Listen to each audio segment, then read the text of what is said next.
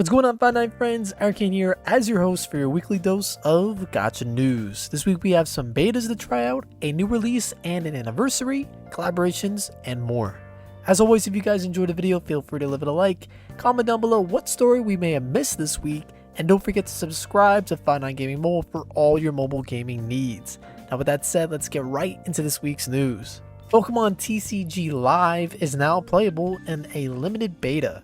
Don't get too excited though, only those in Canada with Android devices and PCs have access. So unless you have a VPN or one of those platforms, you're out of luck. Now if you're unfamiliar with Pokemon TCG Live, it's basically the digital version of the real life trading card game. The title allows players to compile extensive card collections, build powerful decks, duke it out with friends, with more in store as well. Cards can be acquired by scanning code cards, exchanging currency for packs, and by completing daily quests. So the game is free to play, but players have the option of spending real world money to get more cards faster. So the usual gacha shenanigans apply. The game is expected to release sometime this year, so if you don't get the opportunity to play during the beta, you'll be able to get your hands on Pokemon TCG Live on mobile devices as well as PC very soon. Eden Zero Pocket Galaxy is available now. Some of you may be asking yourselves, what the hell is Eden Zero? Well, it's the manga series that Hiro Mishima, the creator of Fairy Tail, has worked on. It's already seen an anime adaptation, and soon after it, now it has its own gacha. As you may have noticed, we're not on the JP and Beyond section of gacha news, so this puppy is getting a worldwide release. The game is described as a bird's view or top-down action RPG developed by Konami, who is known for Metal Gear Solid and Castlevania. Pocket Galaxy is said to be a faithful adaptation of the world and story of Eden Zero, with stunning graphics that will bring fans and newcomers alike to tears. The game will contain the original story like previously mentioned, with all new stories made just for the mobile title in store for players as well. In terms of gameplay, players that are fond of hack and slash titles will feel right at home here. One button is all it takes to perform impressive skills and special abilities from the power of the Ether Gear. To make your characters even stronger, take on as many quests as you can, and customize your skills and equipment to your liking. There's hundreds of costumes and equipment to collect, with some costumes even being drawn by manga author Hiro Mishima himself. For those looking to test their skills against other players, make your way over to the arena to fight players around the world and climb the rankings. If the game sounds at all interesting to you, Eden Zero Pocket Galaxy is immediately available on Android and iOS devices worldwide. New features, content, and a collaboration are heading to near Reincarnation.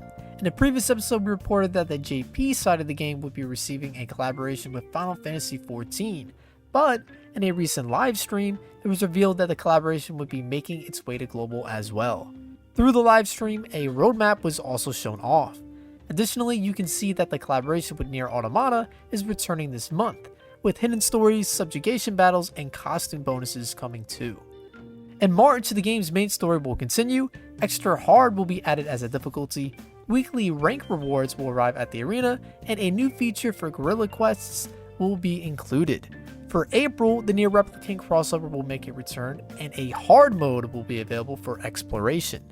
Lastly, post the month of May, the Final Fantasy XIV crossover will come to the game, along with a new dressing room feature. If any of this piqued your interest or if you're still on the edge, Gail and I did a first impressions video on the channel a while back, so if you want to hear some opinions on the game, link in the description below. Nier Reincarnation is immediately available on Android and iOS devices for global.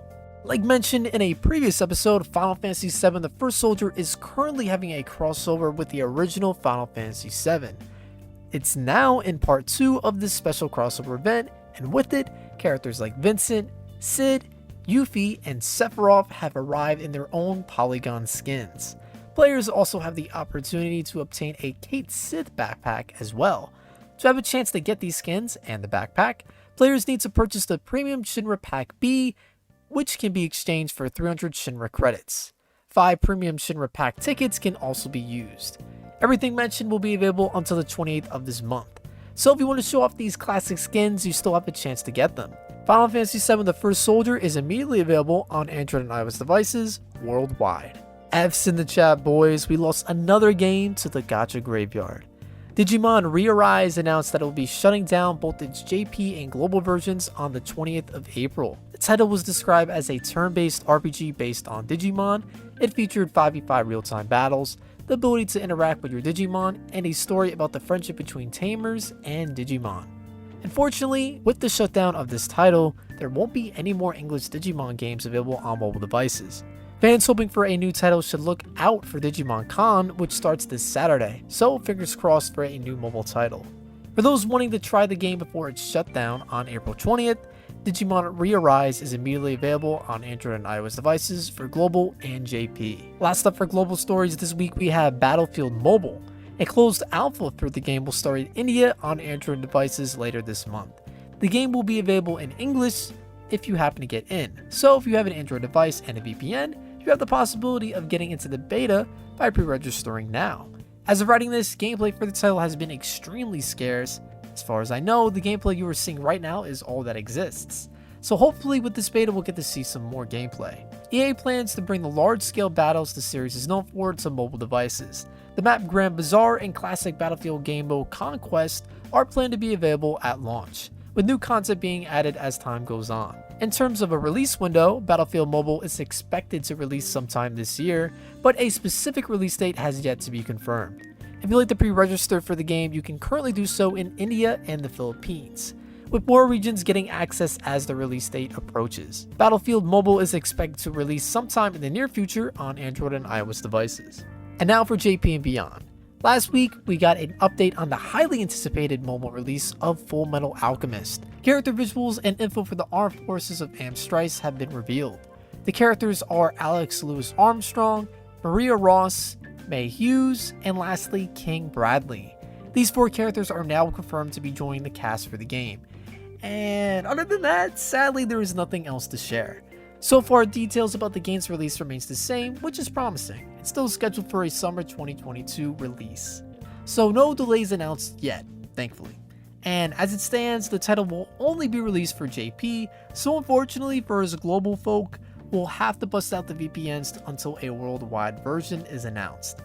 But with Full Metal Alchemist being such a huge IP, I imagine it will only be a matter of time before they announced a global or worldwide version. Full Metal Alchemist Mobile will release on Android and iOS devices for JP sometime this summer. Starting today, gacha phenomenon Uma Musume will be celebrating its first anniversary, and with it, 5 new characters were announced, but not all have names, so we'll be going by numbers for now. Here's the first, the second, the third, the fourth, and the fifth.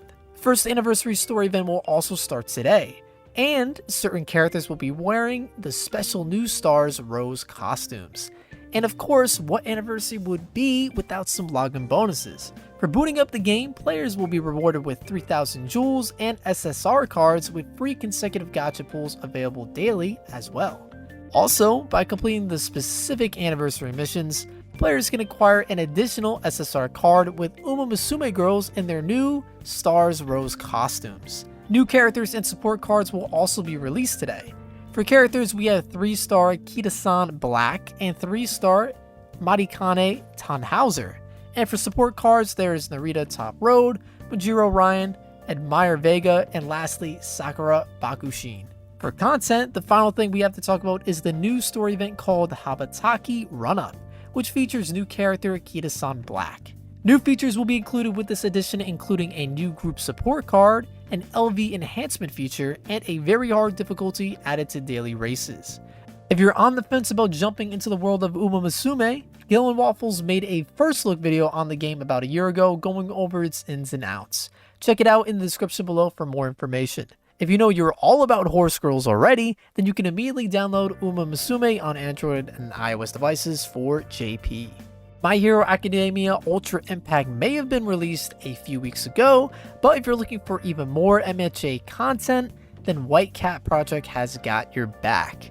Characters like Izuku Midoriya, Katsuki Bakugo, Shoto Todoroki, and Ochako Uraraka will be making a special appearance in the mobile action RPG.